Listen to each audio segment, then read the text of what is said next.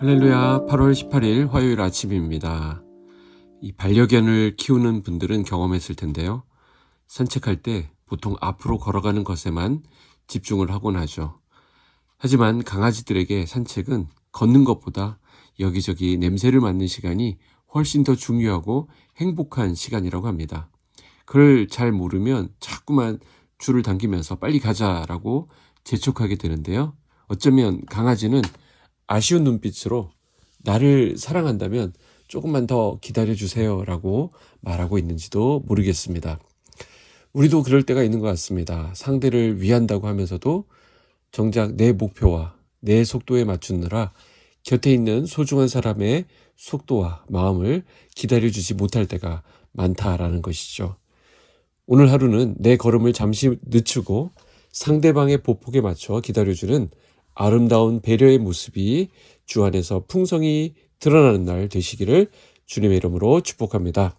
함께 묵상할 말씀은 이사야 29장 1절에서 14절까지의 말씀입니다. 슬프다 아리엘이여 아리엘이여 다윗이 진친 성읍이여 해마다 절기가 돌아오려니와 내가 아리엘을 괴롭게 하리니 그가 슬퍼하고 애곡하며 내게 아리엘과 같이 되리라. 내가 너를 사면으로 둘러 진을 치며 너를 애워 대를 쌓아 너를 치리니 내가 낮아져서 땅에서 말하며 내 말소리가 나직이 티끌에서 날 것이라. 내 목소리가 신접한 자의 목소리같이 땅에서 나며 내 말소리가 티끌에서 짓거리리라. 그럴지라도 내 대적의 무리는 세미한 티끌 같겠고 강포한 자의 무리는 날려가는 겨 같으리니 그 일이 순식간에 갑자기 일어날 것이라. 10절로 갑니다. 대저 여호와께서 깊이 잠들게 하는 영을 너희에게 부어주사 너희의 눈을 감기셨음이니 그가 선지자들과 너희의 지도자인 선견자들을 덮으셨음이라. 그러므로 모든 계시가 너희에게는 봉한 책의 말처럼 되었으니 그것을 글 아는 자에게 주며 이르기를 그대에게 청하노니 이를 읽으라 하면 그가 대답하기를 그것이 봉해졌으니 나는 못 읽겠노라 할 것이요. 또 그 책을 글 모르는 자에게 주며 이르기를 그대에게 청하노니 이를 읽으라 하면 그가 대답하기를 나는 글을 모른다 할 것이니라. 주께서 이르시되 이 백성이 입으로는 나를 가까이 하며 입술로는 나를 공경하나 그들의 마음은 내게서 멀리 떠났나니 그들이 나를 경외함은 사람의 계명으로 가르침을 받았을 뿐이라. 그러므로 내가 이 백성 중에 기이한 일 곧 기이하고 가장 기이한 일을 다시 행하리니 그들 중에서 지혜자의 지혜가 없어지고 명철자의 총명이 가려지리라. 아멘. 자, 오늘 본문에서 하나님이 탄식으로 시작하시는 것을 보게 됩니다. 슬프다 아리엘이여 아리엘이여. 자, 여기 아리엘이라는 말이 많이 등장하고 있죠. 이 아리엘은 예루살렘의 별칭입니다. 히브리어로는 하나님의 암사자라는 뜻을 가지고 있고요. 그러니까 이것은 다윗 왕조의 권위를 상징한다라고 볼 수 있습니다. 동시에 하나님의 제단 바닥을 의미하는 아름다운 이름이 바로 아리엘입니다. 이처럼 아리엘은 하나님의 선택과 영광이 담긴 최고의 이름이었습니다. 그런데 하나님은 그 거룩한 이름을 부르시며 슬프다라고 단식하십니다.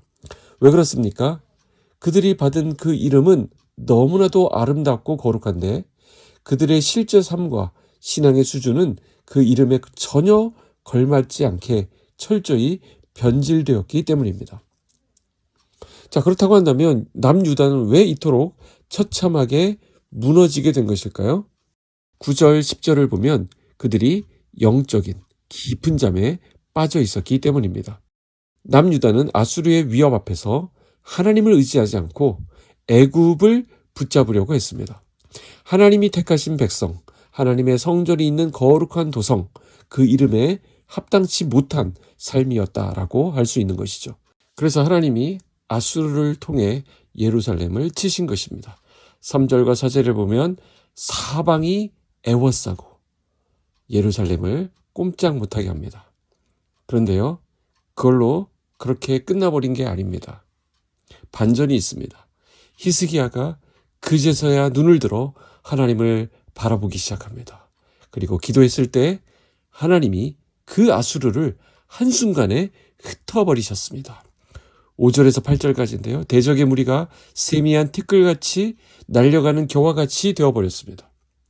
하나님은 우리가 의지하던 모든 것이 무너질 때 비로소 하나님 당신만을 바라보게 하신다라는 것이죠. 막혀 있었던 사방이 오히려 기도의 자리를 만들었습니다. 그런데 더 안타까운 장면이 이어집니다. 9절 이하에 보면 백성들이 깊이 잠들었다라는 것입니다. 백성들뿐만 아니라 선지자들도 지도자들도 영적인 둔감함에 빠져 있었습니다.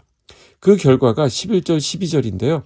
하나님의 계시가 봉한책의 말처럼 되어버렸습니다. 이게 무슨 말인가 하면 그를 아는 자에게 주어도 봉해졌으니 못 읽겠다라고 얘기합니다. 이번엔 그를 모르는 자에게 주어도 나는 그를 모른다라고 합니다. 그러니 아무도 이 책을 읽으려 하지 않는 것입니다. 말씀이 눈앞에 있는데도 읽지 않습니다. 듣지도 않습니다. 왜 이렇게 되었습니까? 13절이 말씀하는 것이죠. 13절 이 백성이 입으로는 나를 가까이하며 입술로는 나를 공경하나 그들의 마음은 내게서 멀리 떠났나니 라고 말합니다. 열심은 있었다는 것이죠. 절기 때마다 성전에 나와왔습니다. 매번 제사도 드렸습니다. 예배 형식을 잘 지켰습니다. 그런데 뭐가 빠져 있어요? 마음이 없었습니다. 입술은 하나님을 향했지만 마음은 딴 곳을 향하고 있었습니다. 하나님이 원하시는 것은 이와 같은 종교적인 열심이 아닙니다. 바로 그들 안에 있는 진심이었습니다. 사랑하는 성도 여러분, 그렇다면 저와 여러분이 오늘 하루 껍데기뿐인 종교적인 열심을 넘어 하나님을 향한 진심을 품은 성도로 살아간다라고 하는 것은 구체적으로 어떤 모습이겠습니까? 저는 세 가지를 생각하게 되는데 첫 번째로 우리의 말투와 태도부터 바꾸는 것입니다. 말씀을 묵상하는 동안에는 세상 그 누구보다 경건해 보이지만 우리가 이것을 마치고 돌아서는 순간 우리의 가족과 이웃에게 퉁명스러운 말, 삐딱한 태도, 또 감정을 쏟아내는 분노를 표출하고 있다면 그것이 바로 입술로만 공경하는 아리엘의 모습입니다.